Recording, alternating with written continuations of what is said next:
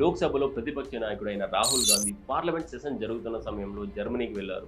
అక్కడ బెర్లిన్‌లో హెల్టీ స్కూల్‌లో ఒక కార్యక్రమంలో పాల్గొన్నారు. అక్కడ హెర్లినియా ఓల్ అనే ఆమెతో స్టేజ్ షేర్ చేసుకొని సమావేశమయ్యారు. సమావేశంలో ఏం జరిగింది?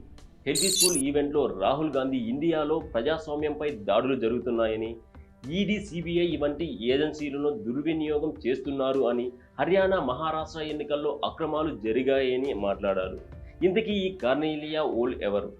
ఈమె హెల్టీ స్కూల్ ప్రెసిడెంట్ మరియు పొలిటికల్ సైంటిస్ట్. ఆమె సెంట్రల్ యూరోపియన్ యూనివర్సిటీ బోర్డు ట్రస్టీలలో ఒక సభ్యురాలు కూడా. ఈ సీఈఓను స్వయంగా బిలియనీర్ జార్జ్ సొరోస్ స్థాపించాడు. అంతేకాకుండా అతను దానికి హానరీ చైర్మన్ కూడా. సరోస్ తన ఓపెన్ సొసైటీ ఫౌండేషన్ ద్వారా యూనివర్సిటీకి ఫండింగ్ చేస్తున్నారు. ఈ జార్జ్ సరోస్ ఎవరో గతంలో మనం పలుసార్లు చెప్పుకున్న కొత్త వారి కోసం మళ్ళీ చెప్తున్నాను. జార్జ్ సరోస్ అనేవాడు అమెరికాలో ఒక బిలియనీర్. ప్రపంచ దేశాల్లో కొన్ని స్టాక్ మార్కెట్లని, కొన్ని కరెన్సీల విలువలను తారుమారు చేస్తూ భారీగా డబ్బులు సంపాదించాడు.